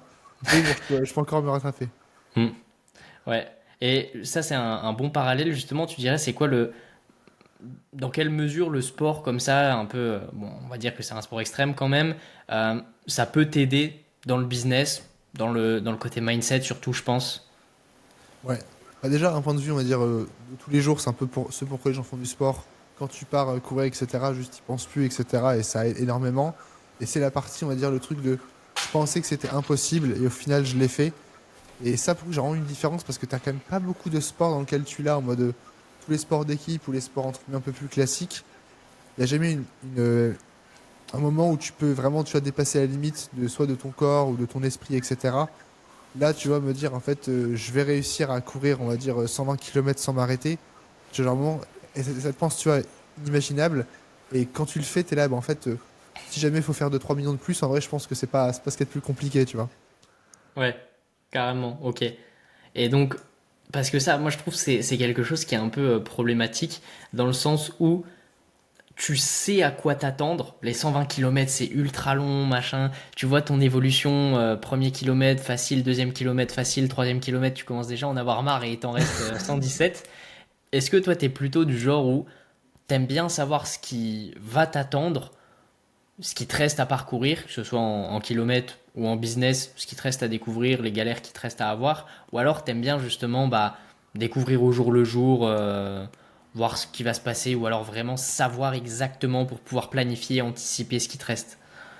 Ça, pour le coup, tu as 2 manières de le faire, que ce soit dans la partie ultra trail ou même en business. C'est soit tu connais exactement tous les détails du plan et tu passes en mode exécuteur, juste je suis un robot, j'exécute le plan. Tu peux le Ouais, faire en ultra trail où du coup je fais un trail que je connais déjà, j'ai fait toutes les parties, je les ai préparées et juste là j'exécute.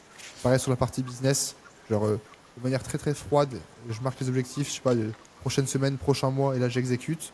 Soit tu fais tout l'inverse et tu pars en mode full aventure, ou dans ces cas-là, tu connais aucun kilomètre du chemin, et t'es là, bah juste, écoute, je découvre et je prends du plaisir là-dessus. Et en business, du coup, ça se transmet en mode volontairement, je fais pas de planning, pas d'objectif, pas de to-do. Juste, je fais ce qui est, on va dire, ce qui me semble bon de faire. Et en vrai, j'essaie d'alterner, tu vois, entre les deux manières. Ok, ok. Ouais, c'est vrai que c'est pas mal. Moi, je t'avoue que justement, je préfère un peu quand, voilà, je sais pas trop à quoi m'attendre.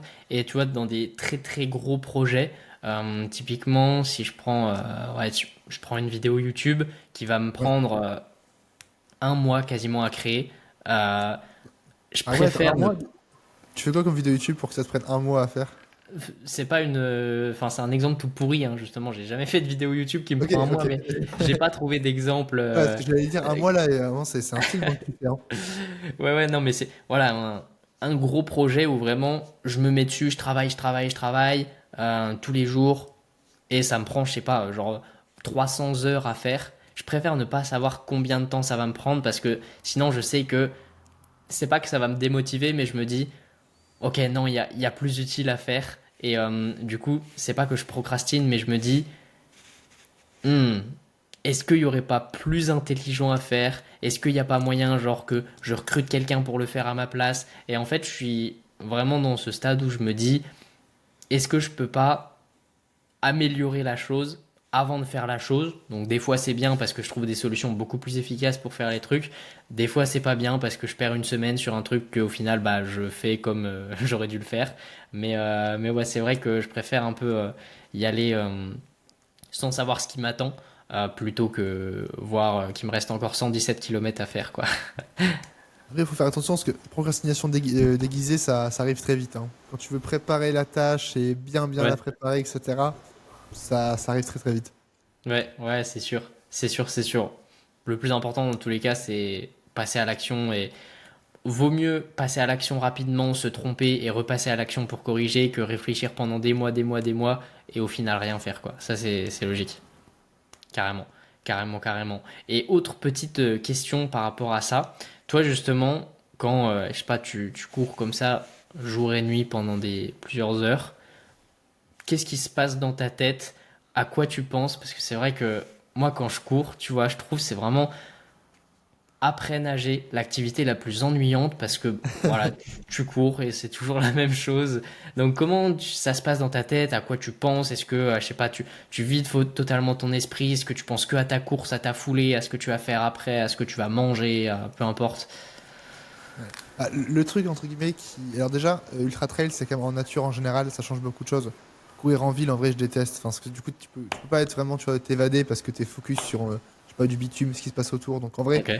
je fais une différence, tu vois, courir en nature, en trail, etc. En fait, ce qui se passe, c'est que c'est toujours un peu douloureux et presque ennuyant, tu vois, t'as raison, franchement, ça peut être chiant et volontairement, tu vois, je cours sans musique, tu vois, la plupart du temps pour me forcer un peu à ça. En fait, passer un moment, en fait, où tu déconnectes complet, tu vois, et ça, pour le coup, c'est insane. En fait, que quand ton corps soit a tellement mal, en fait, que bah, du coup, t'as plus mal, parce que tu sens plus trop ton corps, Ouais. ou alors que tu penses tellement à l'effort qu'au bout d'un moment, en fait, tu réalises que, en fait, putain, j'étais en train de rêver depuis une demi-heure, et je m'imaginais faire des trucs et juste, tu vois, mes jambes allaient. Faut, entre guillemets, faut le faire longtemps. Tu n'auras pas ça si tu fais un 5 km. Et quand tu l'as, c'est vrai que c'est quand même addictif, tu vois, pour le coup. Ok. C'est C'est un peu. avoir, tu vois, c'est le truc classique, tu vois, du flow mode, tu vois, etc. Ouais, c'est ça. Juste, t'as plus trop de notion du temps, etc. Et juste, en fait, tout paraît facile. Carrément, ouais, c'est ça. Tu fais la chose et juste tu l'as fait parce que bah, t'es dedans et le temps il passe pas. Ça, c'est vrai que c'est incroyable et ouais, je trouve que c'est compliqué d'être dans un vrai état de flow où genre tu travailles pendant 4 heures, tu regardes, il est 22 heures et tu penses qu'il était 15 heures. Mais quand t'es vraiment dedans, quand t'es vraiment pris dans l'activité, c'est déjà tu fais un travail ultra qualitatif en général. En tout cas, moi c'est ce qui se passe. Et bah voilà, tu peux travailler dessus 4, 5 heures sans voir le temps passer en pensant que t'as fait 1 heure et demie, 2 heures max quoi. Et ouais, c'est trop puissant. Je trouve aussi qu'il y a différents stades en fonction, tu vois, typiquement, tu fais une tâche où il faut beaucoup réfléchir. Je sais pas, tu vas revoir ton script de closing. C'est compliqué d'être dans un état de flow où tu revois le script de closing parce que tu te remets en question, tu essayes d'aller chercher des vidéos sur YouTube, comment est-ce qu'ils close, les meilleures méthodes pour closer, tu te fais des retours sur les anciens calls que tu as fait, ce qui a marché, ce qui a pas marché. Donc, quand tu fais des choses comme ça où tu réfléchis vraiment, je sais pas toi ce que t'en penses, mais je trouve que c'est plus compliqué de l'atteindre. Ouais, 100% pour la partie travail, c'est quand même très compliqué. Tu peux l'atteindre si jamais tu fais des tâches vraiment purement créatives. Tu vois, je l'ai eu là Mm. ce matin parce que je crée une vidéo YouTube. Donc là, je suis juste en train de création, tu vois, de ce que je veux dire, des modules, etc. Ça, pour le coup, ça peut s'apparenter, tu vois, à de la créativité, donc ça marche. Mais sinon, en général, ouais, j'attends pas ce niveau de flow que j'ai en courant, en travaillant, Ouais. malheureusement. Ouais, dommage. Parce que c'est vrai que je pense si on avait comme ça un bouton on-off, Ah bah, flow activé, sûr. ce En serait, ce facile. serait terrible. Le monde irait beaucoup mieux. Ouais, carrément, carrément. Une question que j'aime bien aussi poser tout le temps, que j'ai à chaque personne qui est venue, si jamais tu avais 1 heure pour faire un appel avec la personne de ton choix, totalement gratuitement, ok, tu choisirais de le faire avec qui? Que ce soit une personne vivante, une personne morte, pas forcément un appel, tu vois, mais rencontrer cette personne, tu lui poses toutes les questions que tu veux pendant 1 heure. C'est- À la fois, j'en ai tellement, à la fois, j'en ai pas un qui me vient en tête. Enfin, je sais pas, toi, t'as une idole particulier ou pas? T'as, je sais pas, un gourou, personne à qui tu penses directement quand on te pose la question? Ce serait pas tellement un gourou, moi, tu vois, ce serait même pas business, moi, ce serait plutôt Amixem. Je sais pas si tu vois. Ah ouais, AmixM, ok. Ouais, parce que, de une, parce qu'il a quand même ce gros côté entrepreneuriat. Il a, je sais pas, il a donc ses burgers, ses casquettes, ses bracelets, sa boîte Il de fait des burgers prod. aussi? Ouais, tous les youtubeurs font des Ils font burgers. tous des burgers, putain, c'est fou. C'est terrible. Mais ouais, c'est de une de ce côté entrepreneuriat là parce qu'il est quand même très bon et il y a aucun de ses business qui a flop. Après, c'est facile quand t'as 10 millions. Enfin, c'est facile. Voilà. C'est plus simple quand t'as 10 millions d'abonnés que quand t'as rien. Et aussi pour la côté création de contenu où bah, ça reste un monstre de ce qu'il fait. Et moi, c'est un peu un de mes objectifs, tu vois, avoir une chaîne YouTube un peu comme lui, où vraiment, voilà, j'invite mes potes quand ils ont envie de venir. Je fais des projets avec argent infini parce que j'ai mon business qui tourne à côté. Si je veux, je sais pas, faire une vidéo d'un tel type, je peux. Et c'est vraiment pouvoir lui poser les questions, avoir son regard sur YouTube, comment est-ce qu'il organise ça, comment est-ce qu'il gère tout YouTube. Et vraiment voir en fait, lui, comment est-ce que, il gère tout ça. Et aussi le côté entrepreneuriat, forcément. Ok, intéressant. C'est vrai que j'aurais pas pensé à Mixem, je t'avoue que moi je prendrais pas à Mixem, mais intéressant, ouais. Yes.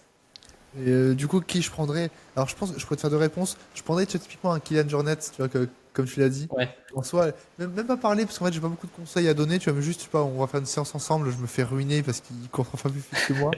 Tu vois, je pense que ça me ferait du bien. Je me suis posé la question récemment. En mode, en fait, dans tous les cas, je pars du principe que, tu vois, c'est le truc que Hormozy répète, et que je répéterai sûrement, tu vois, moins bien que lui. C'est en fait, le knowledge, genre la chose que tu apprends, ça se valide que quand ça pousse un passage à l'action. Alors, si jamais je te dis quelque chose, que tu changes ton comportement, dans ce cas-là, là, tu as appris quelque chose. Si jamais je te donne une information, un conseil, qu'il y a rien qui change, en fait, c'est même pas un conseil, Ouais. juste c'est une information, tu vois, que tu perds. Et en soi, il y a très peu de personnes, si ce n'est, je pense, ça n'existe pas, genre 1 heure qui change ta vie, tout dépend de ce que tu en fais. Et donc, comme je suis fine avec ça, je suis là, en fait, dans tous les cas, je pense pas qu'il y ait une personne particulière qui pourrait changer ma vie. Peut-être que je me trompe. Dans Ouais. ces cas-là, tu vois, autant prendre 1 heure, tu vois, avec une personne un peu que j'admire, et je fais un petit footing dans les montagnes avec Kylian Jornet. Au moins, c'est rentabilisé et j'ai pas d'autres attentes. Parce que le problème, c'est qu'en fait, surtout si tu as 1 heure, n'importe quelle personne va donner un conseil, mais en fait, qui marche dans sa situation, qui Ouais. pourrait marcher dans la tienne, mais qui est tellement loin. Tu vois, tu peux dire, vas-y, je demande à Elon Musk, mais en fait, les conseils d'Elon Musk, je pense que c'est les pires du monde pour une personne comme moi, parce que je suis pas au niveau d'Elon Musk, quoi, hein, ou pas, même pas proche, tu vois. Ouais. Il va Ouais, me ouais, dire des c'est choses en ça. mode dream big ou je sais pas, fais n'importe quoi. Ce qui en vrai va pas s'appliquer, tu vois, à ce que je fais. Mm. C'est ça. En fait, c'est soit plutôt un conseil vraiment purement sur l'état d'esprit, sur le mindset, parce que ça, bah, en général, c'est voilà, dans tous les cas, c'est un peu le même. Voilà, un conseil classique, bête, mais abandonnez jamais. Ça s'applique à tout le monde. Maintenant, un conseil business, je sais pas, fais des webinaires, ça s'applique pas à tout le monde. Donc, c'est plus, je pense, sur un conseil mindset là-dessus. Et aussi, ce que tu dis, moi, c'est aussi pour ça, hein, parce que je trouve que c'est vraiment, Amixem, une personnalité que voilà, j'admire et que j'aimerais bien rencontrer, juste passer du temps. C'est aussi, ça a plus d'impact si tu as une personne que tu aimes vraiment, si tu lui parles, si tu lui poses quand même quelques questions, j'imagine, comment est-ce qu'il s'entraîne, comment voilà. Et t'as plus envie d'appliquer ce qu'il t'a présenté parce que c'est son conseil, parce que c'est ce qu'il t'a dit, parce qu'il te l'a dit exclusivement à toi. Et, euh, et ton inconscient, il se dit, ah, quand même, c'est Kylian Jornet qui me l'a dit. Je peux pas ne pas le faire. Il a forcément raison et ça peut créer, je pense, un déclic aussi au, au niveau du mindset, quoi. Ouais. Comme je te disais, je pense que les seuls déclics que tu peux avoir, c'est vraiment à travers des personnes et des histoires, tu vois. Donc, les seuls déclics que j'ai eu en vrai, c'est surtout à travers des histoires ou des rencontres avec des personnes. Mais un conseil pur, en vrai, ça m'a jamais. Enfin, c'est un truc rationnel contre un truc émotionnel, donc ça marche pas. Donc, le pur conseil, en vrai, je pense que ça a jamais marché sur moi, tu vois. Ok, ouais. Ouais, c'est ça, avoir vraiment la chose qui te fait un tilt. C'est vrai que les déclics, c'est assez étrange comme mécanisme. Mais moi, je sais que j'avais eu ça quand j'étais allé à Monaco. J'avais vu la première Bugatti Chiron de ma vie. Et je suis vraiment un gros fanat de Bugatti Chiron. D'ailleurs, il y en a une là juste au-dessus. Bon, elle est floutée, Ah ouais, mais à on ce la point-là, devine. ok, ouais, ok. Ouais, et j'en ai une là, une hors champ à côté. Là, bon, c'est pas une Bugatti, c'est une McLaren, mais sur l'autre étagère, j'en ai une. Là, j'en ai trois. Dans ma chambre, j'ai un poster qui prend tout un mur. Et vraiment, il n'y a pas une seule vidéo YouTube qui parle de Bugatti Chiron que j'ai pas vue. Et c'est vraiment, genre, la chose Ah ouais, ok, à ce point-là. qui m'obsède le plus, je pense. Et donc, ouais, quand. Je saurais pas expliquer le sentiment, mais genre, Monaco, voilà, il y a que ça, mais je la vois. Et je sais pas, mes yeux, ils font comme ça et vraiment je me dis ok mais là il y en a vraiment une et ça refait un peu la même chose du déclic du Matisse il fait 200K par mois bah c'est possible je vois une Bugatti Chiron bah, c'est possible ça existe donc let's go se donner à fond et dans 10 ans j'en ai une quoi. Ok, je t'avoue, quoi, moi, comme je suis pas très très matérialiste, c'est vrai que là, j'ai pas Ouais, de Bugatti Chiron derrière. Bon, mes murs sont un peu vides. ah, t'as des lampes c'est déjà ça. J'ai des lampes quand même, ouais. Ouais, carrément, carrément, carrément. Non, bah écoute, c'est good. J'aurais juste une dernière petite Ouais, vas-y, question vas-y. pour toi. Si jamais, voilà, je vais continuer les podcasts, en tout cas j'espère, d'ailleurs abonnez-vous pour les prochains qui vont sortir. Je devais inviter une personne de ton entourage, tu me conseillerais d'inviter qui? Ok, de mon entourage, Ouais, euh, je te dirais. euh, Attends, je prends la personne la plus proche de chez moi, Thibaut, avec son agence Ovirank, qui en vrai fait un taf monstrueux Il transitionne de son agence vers un SaaS. Et selon moi, il le fait de la meilleure manière possible. En tout cas, si jamais j'étais à sa place, je ferais exactement pareil. Et en vrai, c'est impressionnant. Il a compris que son agence allait doucement se faire remplacer, soit par l'IA, soit par les SaaS. Il a décidé, tu vois, lui-même de suivre un peu cette transition là-dessus. ouais, Il crée beaucoup de contenu, très très smart. Il est à Budapest, hein, c'est pour ça on se voit souvent. ok, Donc j'aimerais bien un podcast avec lui, tu vois. Je l'écouterai ok. en tout cas. Bah carrément, carrément, ce serait avec plaisir. En tout cas, c'est noté, j'irai checker ça. Puis voilà, si tu peux lui envoyer un message carrément pour qu'on s'organise ça à l'avenir, ce sera avec plaisir, ouais. Carrément. Et, je sais Nickel. pas, j'ai une question aussi pour les gens que je rencontre à chaque fois. Je pense que je peux te la poser aussi. C'est, on va dire, Ouais. si tu étais certain de ne pas échouer, qu'est-ce que tu ferais? C'est-à-dire de pas échouer. Là, je te donne une carte en mode le projet auquel tu vas lancer, celui que tu vas me dire, enfin, il va réussir dans tous les cas. Qu'est-ce que tu Je fais? pense c'est développer ma brand, mais genre à un level ultra élevé. Euh, bon, pas genre 10 millions d'abonnés parce que ça, ta vie, elle est quand même impactée. Tu peux pas aller au Aldi tranquille. Enfin, c'est un exemple pourri, mais tu vois. Donc, je pense 1 million d'abonnés, c'est déjà pas mal. Et parce que t'es connu, tu peux tout faire, littéralement. Tu vois, je sais pas, t'as 1 million d'abonnés, t'es connu, tu lances un produit, les gens l'achètent juste parce que c'est toi, même s'il est éclaté.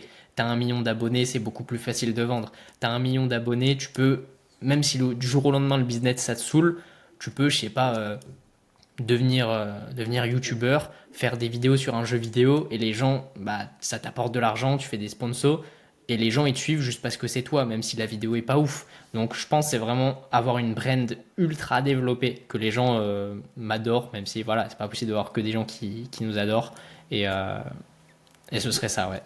Du coup, enfin, même pas en B2B, en B2C, enfin, en mode full divertissement, enfin, dans la niche divertissement. Euh, En vrai, je pense parce que Ah ouais, ok. Ok. pas. Si, en vrai, je pense plus divertissement. Je pense plus divertissement parce que déjà, je suis de nature assez fun. Donc, le business, voilà, j'adore ça. Et je fais ça parce que c'est cool. Mais il y a des choses que je peux pas dire. Je peux pas être comme je suis en temps normal ou avec mes amis ou quoi dans le business. Donc, ça, voilà, c'est un peu une limitation. Mais après, pour la liberté que ça m'offre, je dis pas non, hein. Et puis j'aime bien faire ça, j'aime bien faire des calls, j'aime bien gérer les équipes et tout. Mais ouais, je pense que ce serait ça parce que faire du business, je sais comment le faire. Si demain je repars de zéro, je pense qu'en 10-15 jours, je peux me remettre bien. Mais si demain, voilà, il faut que je me crée une brand, bah, j'ai aucune idée de comment faire, je sais pas vers qui me tourner, je sais pas comment rendre ça sûr et prédictible. Ok. Et t'as déjà commencé ou pas à le faire? Je suis en train, mais là, si tu veux, c'est une grosse session scaling parce que comme j'avais les cours avant, bah, je pouvais pas scale autant que je veux. Donc là, c'est fini. Je me concentre pour vraiment avoir un truc qui tourne, pas en automatique, mais quasiment. Ok. Où moi, j'ai juste à faire voilà, quelques contenus, les coachings parce que ça aussi, c'est quelque chose que j'adore, coaching de groupe. Et, euh, et voilà, après les closings aussi, pouvoir déléguer ça. Ok. Et à côté, du coup, faire une chaîne B2C en mode Ouais, c'est ça. type Amixem. Ah ouais, ok. Ouais, c'est C'est ça. intéressant. Exactement ça, ouais. Avec mes potes, tu vois, c'est justement ce que je me disais. Euh, Là, le problème, c'est que si je veux faire une chaîne avec mes potes, je peux pas parce qu'ils sont en études. Sauf que si j'en fais une et que je fais mes vidéos tranquilles comme ça, bah, j'ai juste à les inviter. Je leur dis, je fais une vidéo sur ça. Vous voulez venir, vous venez. Vous pouvez pas, vous venez pas. Il y en aura une dans une semaine. Et ça, c'est vraiment cool parce que voilà, quand, bah, je pense que tu as la même chose quand tu fais pas d'études, quand t'as pas de taf, de CDI, quand tu fais tout dans ton ordi, tu vois forcément moins de personnes et les personnes avec lesquelles tu es en relation, bah, si tu les perds tous les ans, t'en perds une, tu vas vite te retrouver avec plus personne puisque bah, tu networques plus. Donc autant garder des bonnes relations avec, ouais. Ok, bah, je savais pas que c'était ton but. En vrai, ultra intéressant. Et franchement, curieux de voir ça parce que le B2C, enfin, c'est même pas du B2C, c'est juste du divertissement. Ouais, Ça c'est paraît ça, ouais. tellement dur en soi. Enfin, c'est. Et donc, vas-y, bah, bon courage Ouais, là-dessus. Franchement, si t'arrives à craquer ça, c'est très très fort. carrément, carrément. Bah écoute, c'est tout ce que je me souhaite et si ta carte, elle peut me le permettre, ce serait Bah, nickel. je te donne la carte, avec plaisir. Nickel, nickel, nickel. Bon bah écoute, en tout cas, merci pour le petit interview, pour le podcast. Ça fait 1h15 quasiment qu'on tourne, donc c'était top. Je te redirai quand ça sortira. Je Yes. mettrai tous tes liens pareil en description, donc si jamais vous êtes intéressé, vous pouvez directement checker ça. Pareil, si vous voulez prendre directement un call avec moi, le lien en description, mon LinkedIn. Abonnez-vous pour les épisodes suivants. Et puis écoutez, c'était Jules et Valentin. On se retrouve directement pour le prochain épisode. Ciao l'équipe. Thanks.